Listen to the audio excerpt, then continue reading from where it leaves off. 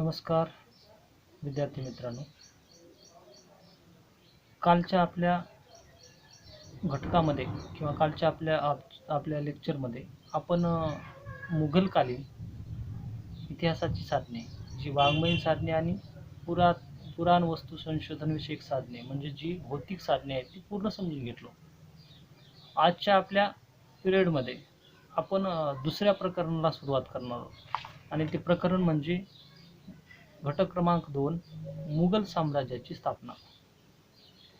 आपल्या प्रकरणाचं किंवा आपल्या मुघल साम्राज्याची स्थापना हे समजून घेण्या अगोदर आपल्याला काही भाग समजून घ्यावा लागतो. तो भाग म्हणजेच आपल्या पेपरचं टायटलच आहे भारताचा इतिहास, इसवी सन 1526 ते 1707. या कालखंडामध्ये घडलेल्या घडामोडीची माहिती आपण आजच्या पिरियड पासून सुरुवात करणार आहोत. आणि ह्या घटकाचं किंवा या प्रकरणाचं प्रकरण नंबर 2चं नावच आहे की मुघल साम्राज्याची स्थापना. मुघल साम्राज्य म्हटल्यानंतर एक विस्तृत असा प्रदेश आला आणि हा प्रदेश निर्माण होण्याची काही कारणे आहेत. कोणी निर्माण केलं, कशा पद्धतीने केलं, तो कशा पद्धतीने वाढला. आपला जो सिलेबस आहे, आपला जो काही अभ्यासक्रम आहे, हे मुघलांचा इतिहास समजून घेण्यासाठी आपण पूर्णपणे इतिहास समजून घेणार आहोत. तर या प्रकरणामध्ये आपण मुघल साम्राज्याची स्थापना होण्यासाठी किंवा मुघल साम्राज्य भारतामध्ये कशा पद्धतीनं स्थापन झालं याच्यापासून सुरुवात करणार आहोत. कालखंड तर आपल्याला सिलेबसमध्ये दिला आहे 1526 ते 1707चा कालखंड. मग त्यामधील प्रकरण 2 मुघल साम्राज्याची स्थापना यामधील आपला नंबर अ चा भाग किंवा घटक म्हणजे बाबर. आणि या बाबर या घटकामधील आपण या बाबराबद्दलची माहिती, त्याचबरोबर बाबराने भारतामध्ये मुघल सत्ता प्रस्थापित केली म्हणजेच इब्राहिम लोदी विरुद्ध एक लढाई केली, जी स्वारी केली, ती म्हणजे पानिपतची पहिली लढाई. आणि या पानिपतची पहिली लढाई जिंकून घेतल्यानंतर भारतामध्ये सत्तेचा विस्तार कशा पद्धतीने केला याची पूर्ण माहिती. म्हणजेच मुघल साम्राज्याची स्थापना पाहत असताना त्यामधला अ घटक आहे बाबर, त्याच्यामध्ये पानिपतची पहिली स्वारी आणि त्याच्या पुढे आहे पॉइंट विस्तार. त्यामधला आपण आजच्या आपल्या पिरियडमध्ये भाग म्हणजे पानिपतची पहिली लढाई पाहण्या अगोदर बाबराबद्दल माहिती पाहणार आहोत. जे मुघल घराण्याचा संस्थापक जो बाबर आहे याची विस्तृतपणे माहिती, बाबराच्या पूर्व आयुष्याबद्दल म्हणजे बाबर हा भारतामध्ये येण्या अगोदर त्याची विदेशामध्ये म्हणजे त्याच्या मूळ मायभूमीमध्ये कशा प्रकारची पार्श्वभूमी होती, त्याच्या जन्मापासून ते भारतामध्ये त्यांनी जे का 1526 मध्ये जी पानिपतची पहिली स्वारी केली तोपर्यंतचा भाग आपण विस्तृतपणे पाहणार आहोत. म्हणजे मुघल घराण्याचा संस्थापक कोण होता आणि तो भारतामध्ये येण्यासाठी का प्रवृत्त झाला किंवा भारतामध्ये त्यांनी सत्ता कशा पद्धतीने प्रस्थापित केली याच्याबद्दल आपण माहिती पाहणार आहोत. तर सर्वप्रथम आपण बाबराबद्दल पूर्णपणे माहिती पाहणार आहोत. तर बाबराचं पूर्ण नाव म्हणजेच जो आपण मुघल सम्राट किंवा मुघल घराण्याचा संस्थापक बाबर म्हणतो, त्याचं पूर्ण नाव आहे जहिरुद्दीन मुहम्मद बाबर. आता या बाबराचा जन्म आणि बालपणाबद्दल आपण माहिती पाहू. त्याचा जन्म आणि बालपणाबद्दलची माहिती म्हणजे इसवी सन 1483 ते इसवी सन 1494च्या कालखंडामध्ये त्याचा जन्म आणि बालपणाच्या घडलेल्या घटना आपण थोडक्यात समजून घेऊ. म्हणजे पॉईंट नंबर 1 आपला जन्म आणि बालपण कोणाचं, तर बाबराचा, इसवी सन 1483 ते 1494च्या कालखंडामध्ये. आता या बाबराचा जन्म 14 फेब्रुवारी 1483 मध्ये फरगना नावाचे एक प्रांत होता आणि या प्रांतामध्ये त्याचा जन्म झाला. त्याच्या वडिलाचं नाव हे उमर शेख मिर्झा, हे तैमूर नावाच्या एक शासक होता. त्या तैमूरच्या शासकाचा 5वा वंशज होता, म्हणजे 5वा हा उत्तराधिकारी होता, वंशज म्हणून ओळखला जातो.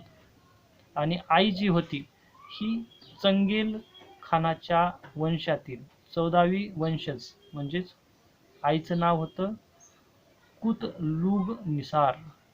बघा शब्द आहे का, आईचं नाव होतं कुतलुग निसार बेगम.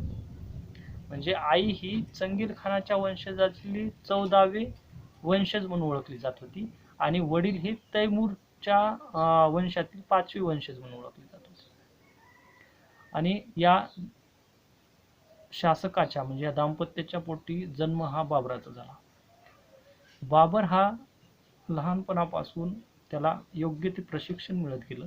प्रशिक्षण कशा पद्धतीत होतं, तत्कालीन स्थितीमध्ये बाबर हा एक व्यक्ती म्हणून जशा पद्धतीने होता तोच त्याच पद्धतीने त्यांनी वेगवेगळ्या कला कौशल्यामध्ये निपुण त्याला करण्यात आलं. म्हणजे बाबराचं जे आयुष्य आहे हे सर्वप्रथम कठीण परिस्थितीमध्ये गेलं होतं आणि त्याला बऱ्याच हाल अपेष्टा सहन कराव्या लागल्या होत्या. पण जन्म आणि बालपणाच्या वेळेस त्याच्या वडिलांकडून योग्य ते प्रशिक्षण मिळत गेलं, त्यांना योग्य तो कला कौशल्य मिळत गेलं. वेगवेगळ्या त्याच्या युद्ध असतील यांची सर्व त्यांच्याकडून सराव करून घेण्यात आला होता.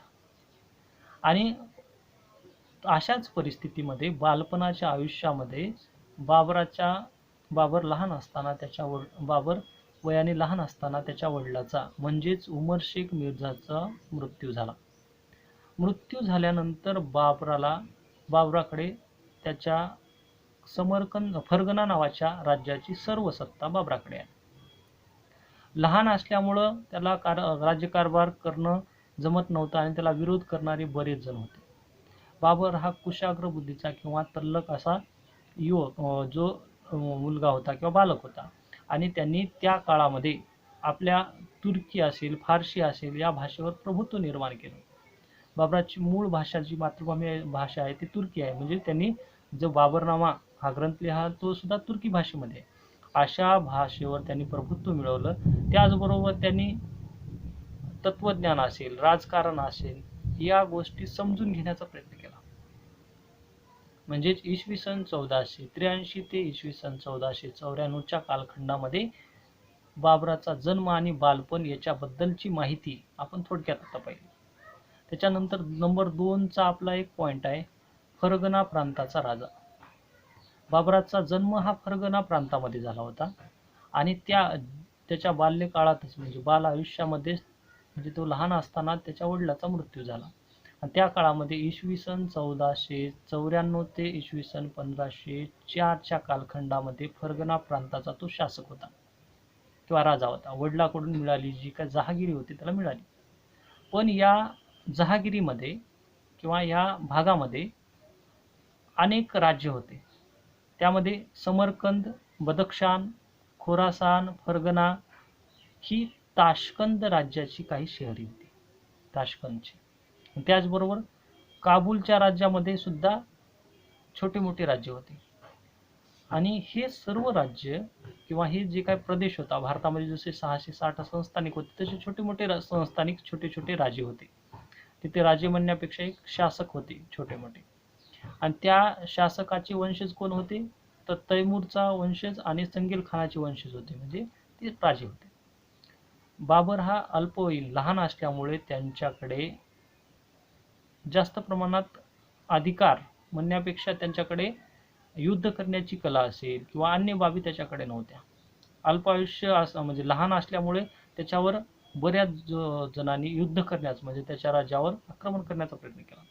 त्याच्यामधले त्याच्या जवळचे जे नातेवाईक होते त्यामध्ये बाबराच्या वडिलाचा मृत्यू झाल्यानंतर त्याचे काका म्हणजे बाबराचे काका अहमद मिर्झा व मामा मुहम्मद मिर्झा यांनी काय करायला सुरुवात केलं तर बाबराला समरकंद या ठिकाणाहून बाहेर काढण्यासाठी युद्ध मोहीम आखली आणि तसा प्रयत्नही झाला. आणि त्यावेळेस त्यांनी बाबराला फरगना या राज्यातून बाहेर काढले. शेवटी बाबर हा फरगना प्रांताचा राजा किंवा राजा होता, त्यांना सर्व अस्तित्व त्याचं नष्ट झालं. शेवटी त्यांनी काय केलं, इसवी सन 1497च्या कालखंडामध्ये त्यांनी समरकंद हे दुसरं एक शहर होतं ते पुन्हा मिळवलं. आणि त्या समरकंद मिळवल्यानंतर काही काळ तिथं सत्ता सुद्धा प्रस्थापित केली. म्हणजे स्वतःचं फरगना राज्य तर त्यांनी काका आणि मामाने मिळवल्यानंतर त्यांनी दुसरं एक त्याच बाजूचं एक राज्य म्हणजे समरकंद मिळवण्याचा प्रयत्न केला. ते मिळवलं सुद्धा. तो अल्प काळामध्ये तो राज्य सुद्धा त्या ठिकाणी केलं त्यांनी. पण ते समरकंद सुद्धा त्याला काही काळानंतर सोडावं लागलं. आणि हे समरकंद शहर सोडल्यानंतर पुन्हा एकदा त्यांनी आपली सैन्यशक्ती वाढवली आणि समरकंद पुन्हा एकदा जिंकून घेतलं. म्हणजे त्या काळामध्ये बाबरावर सतत आक्रमणे हल्ले व्हायला सुरुवात झालं. कारण तो अल्पवयीन होता. त्याला त्याचा वडिलांचा मृत्यू झाला होता. अशा परिस्थितीमध्ये बाबराचा जो कालखंड आहे, जो 1494 ते 1504चा कालखंड म्हणजे बाबराच्या आयुष्यातला कठीण कालखंड.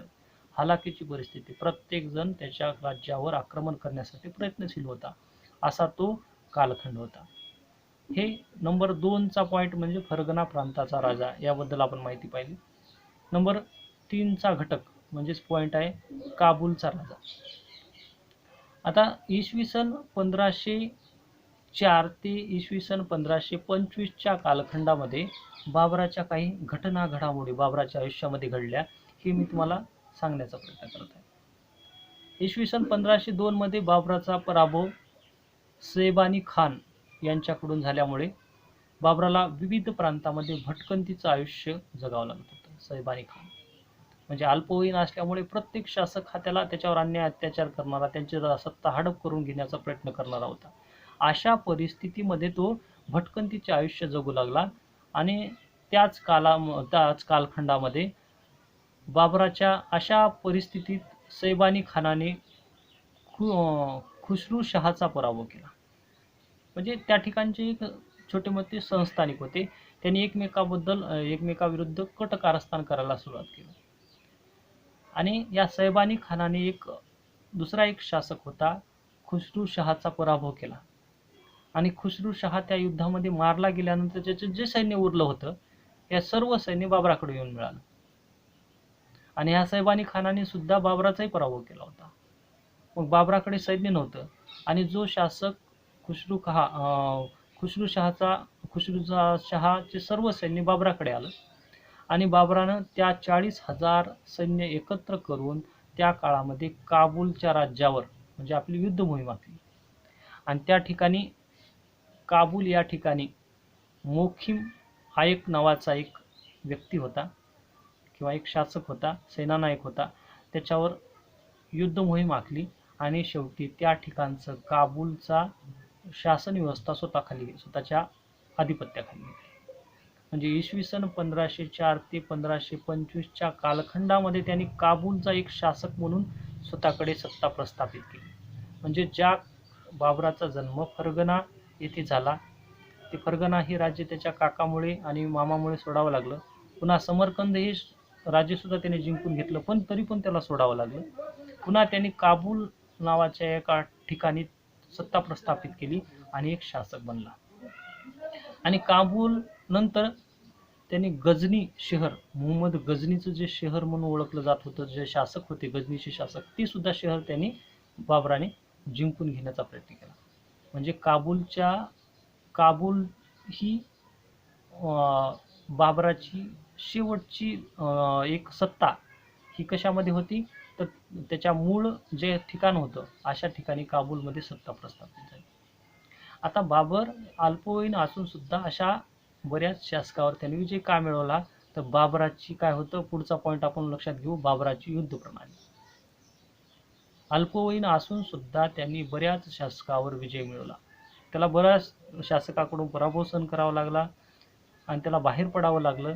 स्वतःचं फरगना राज्य सोडून द्यावं लागलं, समरकंद राज्य सोडून द्यावं लागलं. पण काबूल हे मुख्य शहर असेल ते जिंकून घेतलं त्यांनी. आणि बाबराचे ही सर्व विजय कशामुळे झालं, त्याच्या बाबराच्या युद्ध प्रणालीमुळे. बाबराने तत्कालीन स्थितीमध्ये आपल्या सभोवतालच्या विविध जाती धर्मातील लोकांना, विविध जमातीच्या लोकांना सर्वांना सैन्यामध्ये दाखल करून घेतलं. आणि या सैन्यामध्ये इराणी असेल, तुर्की असेल, मोगल असेल अशा लोकांचा सहभाग होता. म्हणजे असे लोक हे युद्धजन्य परिस्थितीमध्ये निपुण होते. त्यांना योग्य व्यासपीठ नव्हतं, म्हणजे त्या सर्व लोकांना आपल्या सैन्यामध्ये समाविष्ट करून घेतलं. म्हणजे मुघलांचं सैन्य, मुघल हे वंशज होता, बाबराचा जो वंश आहे तो मुघल होता, पण त्याच्यामध्ये इराणी, तुर्की किंवा मोगल या सर्व जमातीतील, जाती म्हणण्यापेक्षा जमात लोक समाविष्ट होते. आणि तत्कालीन स्थितीमध्ये त्यांनी तोफेचा वापर करायला सुरुवात केली. तुलुघमा नावाची एक युद्ध प्रणाली विकसित केली. 2 बैलगाड्या असतील, या 2 बैलगाड्याच्या आतमध्ये तोफेचा वापर करून तोफ्या सजवल्या जायच्या आणि त्या तोफेच्या माध्यमातून म्हणजे बारूद ठासला जायचा आणि पुढच्या शत्रू पक्षावर आघात केल्यानंतर पुढच्या शत्रूचे सैन्य मारलं जायचं, विजय मिळवला जायचा. अशा साधनाच्या माध्यमातूनच बाबर हा आपलं अल्प आयुष्य, अल्प काळातच काबूलमधला योग्य तो शासक बनला. म्हणजे काबूलमध्ये त्यांनी सत्ता प्रस्थापित केली. त्याची साम्राज्य विस्ताराची एक भावना निर्माण झाली आणि तो साम्राज्य विस्तार करण्यासाठी आपल्या प्रदेशाबाहेर म्हणजेच जो आशियाचा भाग म्हणजे भारतासारख्या भागावर त्यांनी वेगवेगळ्या ठिकाणी आक्रमण करायला सुरुवात केली. कारण त्यांच्या वंशजातले म्हणजे त्याच्या वडिलाच्या वंशजातील आणि आईच्या वंशजातील लोकांनी सुद्धा भारतावर विविध ठिकाणी आक्रमण केली होती. तसेच आक्रमण आपण स्वतः करण्यासाठी तो प्रयत्नशील झाला. हे करण्याचं कारण काय होतं त्यांना, तर त्यांच्यामध्ये एक सेनानायकाची गुण होते. बाबर हा आपल्या लहानपणापासून बिकट आयुष्य किंवा घटना, संकट, जे काही पराभव असतील किंवा जे काही युद्ध करण्याची कला असेल, हे लहानपणापासून त्यांनी प्रत्येक शासकाविरुद्ध, तुर्की असेल, इराणी असेल, अफगाण असेल किंवा अशा मुघल असतील, जे त्याच्या अंतर्गत असणारे नातेसंबंध असणारा लोक यांच्याकडून वेगवेगळ्या पद्धतीने त्याला युद्ध करावं लागलं होतं. म्हणजे सर्व जमाती असतील यांच्याकडे युद्धाचं तंत्र कसं आहे हे ते लहानपणापासून तो समजून घेण्याचा प्रयत्न करत होता. त्याचे पराभवही बऱ्याच वेळेस झाले होते आणि त्यांनी बऱ्याच जणांवर विजय सुद्धा मिळवला होता. आणि या सर्व गुणाचा वापर किंवा या सर्व परिस्थितीचा वापर त्यांनी आपलं पुढचं आयुष्य म्हणजे पुढचं साम्राज्य विस्तार करण्यासाठी त्यांनी एक साम्राज्य विस्तार करण्यासाठी प्रयत्न केला. म्हणजे सेनानायकाचे गुण हे बाबरामध्ये होते. हे नंबर 5चा पॉईंट. नंबर 6, भारतावरील आक्रमणाची पार्श्वभूमी. बाबर हा काबूलमध्ये राहणारा, काबूल, कंदार, समरकंद, फरगना अशा भागातला म्हणजे स्थानिक निवासी काबूलमधला. पण भारतामध्ये आक्रमण करण्याची पार्श्वभूमी त्याला का निर्माण झाली, तर मुघल कालखंडा अगोदर भारतामध्ये विविध अशा सत्ता होत्या आणि त्या सत्ता वेगवेगळ्या पद्धतीने भारतात सतत आक्रमण केल्या होत्या आणि त्यांनी सत्ता प्रस्थापित केली होती. त्याच्यामध्ये भारतामध्ये वेगवेगळ्या सत्ता कोणकोणत्या होत्या, तर भारतामध्ये अरब आक्रमण झाले होते. त्याच्यामध्ये सिंधवर विजय मिळवला गेला. त्यामध्ये मोहम्मद गझनी आहे, मोहम्मद घोरी आहे. त्याचबरोबर एक दिल्ली सल्तनत म्हणजे दिल्लीमध्ये शासन करणारा एक वर्ग निर्माण झाला, राजवंश निर्माण झाले होते. या मोहम्मद घोरी नंतर एक गुलाम घराणं आलं होतं. हे गुलाम घराणं 1206च्या कालखंडामध्ये आलं होतं. 1206 ते 1290च्या कालखंडापर्यंत हे घराणं होतं. त्याच्यानंतर खिलजी घराणं नावाचं एक घराणं होतं. त्यांनी 1290 ते 1320च्या कालखंडामध्ये दिल्लीवर सत्ता प्रस्थापित केली होती. त्याच्यानंतर पुढचं एक घराणं आलं होतं तुघलक घराणं, 1320 ते 1414च्या कालखंडामध्ये इसवी सन. आणि त्याच्यानंतरचा राजवंश कोणता होता, सय्यद वंश होता आणि इसवी सन 1414 ते 1451च्या कालखंडामध्ये दिल्लीवर त्यांनी सत्ता प्रस्थापित केली होती. आणि त्याच्यानंतरचा जो राजवंश होता किंवा एक इस्लाम शासककर्ते म्हणजे अफगाण शासककर्ते होते ते म्हणजे लोधी वंश. या वंशाची सत्ता इसवी सन 1451 ते इसवी सन 1526 पर्यंत होती. आणि आपल्या पेपरचा टायटल म्हणजे पेपरचा जो भाग आहे म्हणजे इसवी सन 1526 ते 1707 म्हणजे इब्राहिम लोदीचा पराभव झाल्यानंतर म्हणजे इसवी सन 1526 मध्ये पानिपतच्या लढाईमध्ये लोधी घराण्याचा शेवटचा शासक इब्राहिम लोदीचा पराभव झाल्यानंतर भारतामध्ये मुघलांची सत्ता प्रस्थापित झाली आणि ही सत्ता प्रस्थापित झाल्यानंतर भारतामध्ये एक मुघलांची राज्य निर्माण झालं. ही पार्श्वभूमी भारतामध्ये होती. म्हणजे भारतावर आक्रमण करण्यापूर्वी बाबरा अगोदर बऱ्याच शासकांनी म्हणजे विदेशातल्या इस्लाम शासकांनी सत्ता प्रस्थापित केली होती. पण बाबराचं मूळ घराणं हे मुघल घराणं असल्यामुळे त्याच्या 1526च्या कालखंडामध्ये मुघल घराणेही त्याची नाव पुढे रूढ झालं. आता त्याच्यामध्ये शेवटचा दिल्ली सल्तनतमधला शासक म्हणजे लोधी घराण्याचा शासक तो कोण होता? इब्राहिम लोधी. आणि त्याचा कालखंड म्हणजे 1526च्या कालखंडामध्ये त्याची राजसत्ता होती ती योग्य पद्धतीने नव्हती. म्हणजेच तो शासक हा इब्राहिम लोधी हा शेवटचा शासक म्हणजेच स्वभावाने रागीट, राज्यातील सर्व जनतेच्या काही मागण्या असतील किंवा लोककल्याणकारी कामं असतील याच्याकडे दुर्लक्ष करणारा. अशा परिस्थितीमुळे सामान्य जनता त्याच्या जवळचे असणारे जे काही मंत्रिमंडळातील लोक, नातेवाईक, आप्तस्वकीय हे सर्वजण त्याच्याबद्दल द्वेष बाळगत होते. आणि अशा परिस्थितीमध्येच त्याचा एक भाऊ होता दौलत खान लोधी व काका होतं जलालुद्दीन लोधी. दौलत खान लोधी आणि जलालुद्दीन लोधी यांनी काबूलमध्ये बाबराकडे पत्र पाठवलं आणि भारतातली जी सत्ता आहे लोधी घराण्याची शासक इब्राहिम लोधी या शासकावर आक्रमण करण्यासाठी म्हणून एक आमंत्रण दिलं किंवा सांगितलं की तुम्ही आक्रमण करा, आम्ही तुम्हाला पाठिंबा देऊ. म्हणजे इब्राहिम लोधी या शासकाविरुद्ध त्याच्याच भावाने म्हणजे दौलत खान लोधी आणि काका जलालुद्दीन लोधीने बाबराला मदतीचं आश्वासन दिलं. म्हणजे भारतावर आक्रमण करण्यासाठी बाबराला एक पाठिंबा मिळाला आणि बाबर आक्रमण करण्यासाठी भारतामध्ये येण्यासाठी एक राजकीय पार्श्वभूमी निर्माण केली. कारण त्याच्या भावाला आणि काकाला म्हणजेच दौलत खान लोधी व काका जलालुद्दीन लोधी याला इब्राहिम लोधीची सत्ता नको होती. ही सत्ता नष्ट झाल्यानंतर म्हणजे बाबराच्या मदतीने आपण इब्राहिम लोधीची सत्ता नष्ट करू आणि पुन्हा आपण काय करू, सत्तेवर बसू, असं दोघांचं विचार होता. पण काबूलमधून भारतात आलेल्या बाबराने भारतातच स्थायिक पानिपतची पहिली लढाई जिंकल्यानंतर भारतात स्थायिक झाला आणि मुघल घराण्याची सत्ता प्रस्थापित झाली. म्हणजेच इब्राहिम लोधीच्या नातेवाईकांनी, भावाने आणि काकाने जी महत्त्वाकांक्षा बाळगली होती की बाबर आपल्याला मदत करेल आणि पुन्हा काबूलला निघून जाईल, पण तशी परिस्थिती न होता या सर्वांची म्हणजे लोधी घराण्याची सत्ता नष्ट झाली आणि पुन्हा एक पर्व निर्माण झालं, पर्व सुरू झालं. म्हणजेच 1526 मध्ये एक पानिपतचं लढाई होऊन मुघलांची सत्ता प्रस्थापित झाली. म्हणजे ही भारतामध्ये आक्रमण करण्यापूर्वी बाबराला एक सपोर्ट मिळाला, पाठिंबा मिळाला आणि त्या कालखंडामध्ये म्हणजेच इसवी सन 1519 ते 1526च्या कालखंडामध्ये बाबराने सतत आक्रमण करायला सुरुवात केली भारतावर.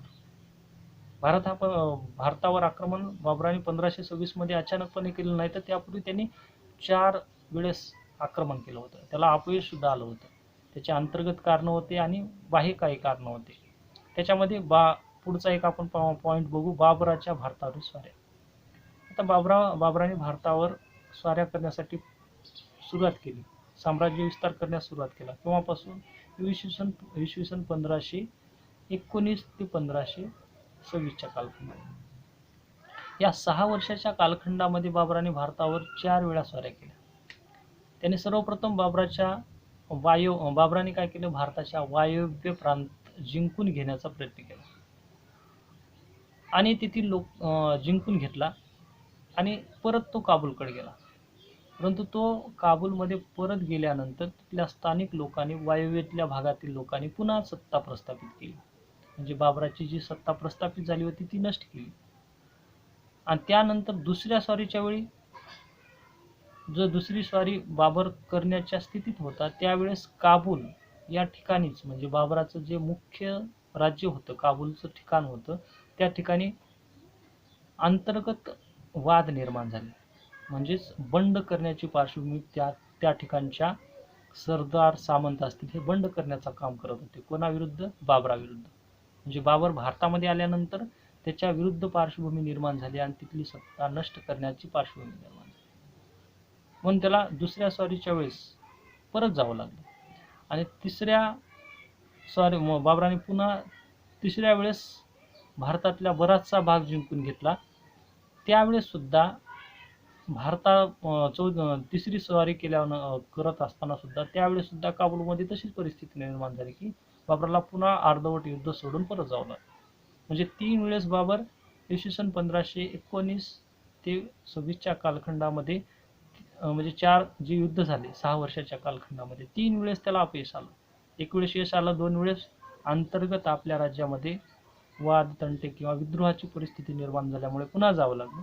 आणि पुन्हा शेवटचं 4थं युद्ध म्हणजे इसवी सन 1526चा कालखंड, म्हणजेच पानिपतच्या लढाईच्या वेळेस हा कालखंड म्हणजे बाबराच्या आयुष्यातील किंवा बाबराने एक स्वतःची प्रतिमा निर्माण करण्याचा प्रयत्न केला.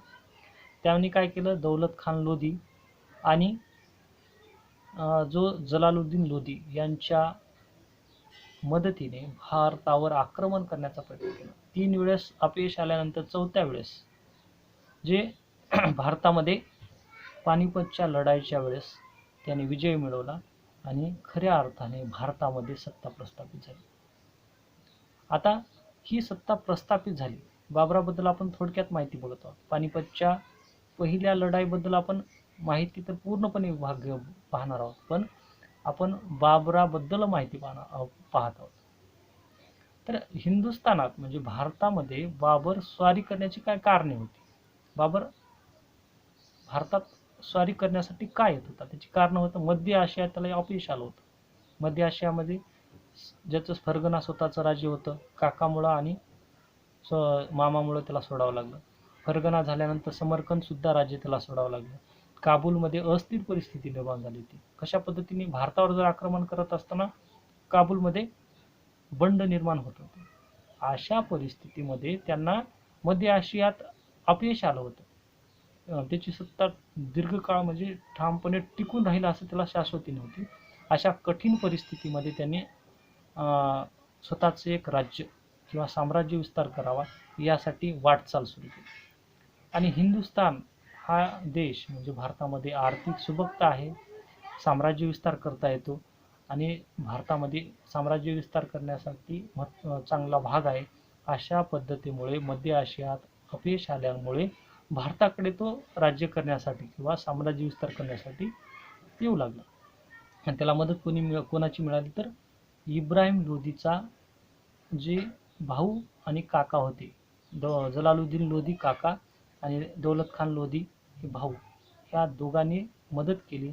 त्यामुळे मध्य आशियातला अपयशातून अपयश येत आहे हे पर्याय समजून त्यांनी भारतामध्ये विजय म्हणजे भारतामध्ये सत्ता प्रस्थापित करण्याचा प्रयत्न केला.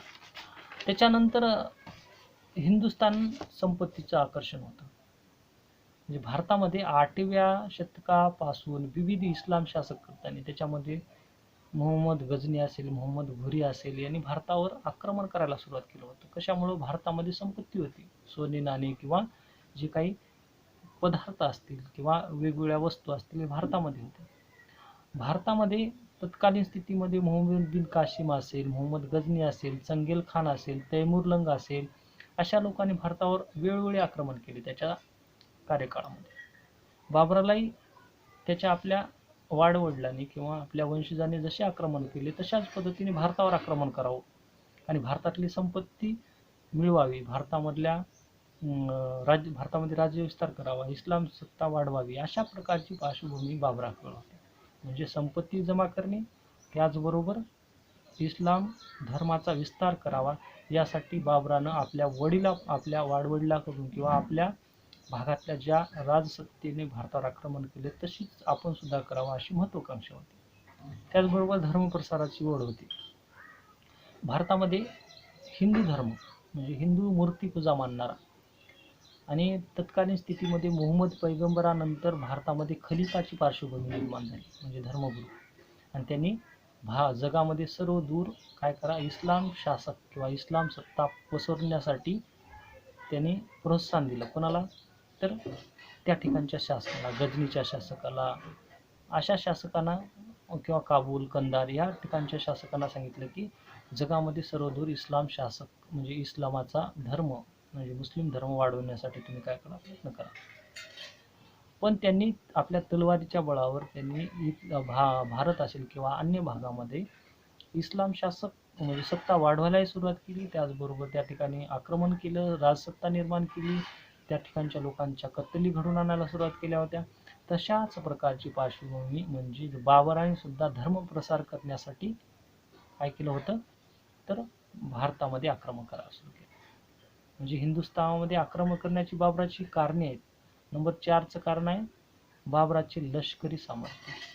बाबर हा काय केला होता, तर बाबराकडे तुलुघमा नावाची पद्धत होती. म्हणजे योग्य पद्धतीने तोफेचा वापर करून त्यांनी शिस्तबद्ध असं सैन्य व्यवस्था निर्माण केली. वेगवेगळे जे हत्यारे असतील, तलवार असेल, भाला असेल, बरीचशी असेल किंवा तोफा असेल, अशा पद्धतीचा वापर करायला सुरुवात केली.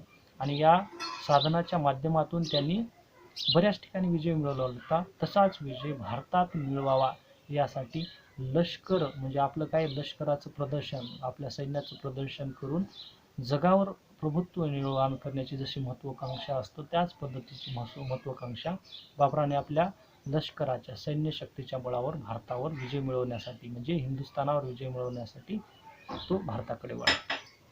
काबूल व भारताचे सान्निध्य. तर इसवी सन 1494च्या कालखंड 1494च्या कालखंडामध्ये बाबरा 1483च्या कालखंडामध्ये त्याचा जन्म झाला आणि पुढे काबूल व भारतामध्ये त्यांनी वेगवेगळ्या पद्धतीने एक आक्रमण करायला प्रयत्न केला. भारतात त्यांनी जशा पद्धतीने आक्रमण करायला सुरुवात केलं म्हणजे काबूल व वेगवेगळ्या भागामध्ये त्यांनी काबूलच्या भागामध्ये त्याचबरोबर भारताच्या भागामध्ये आक्रमण सुरू केलं. ही परिस्थिती निर्माण झाल्यानंतर त्याला अशा पद्धतीने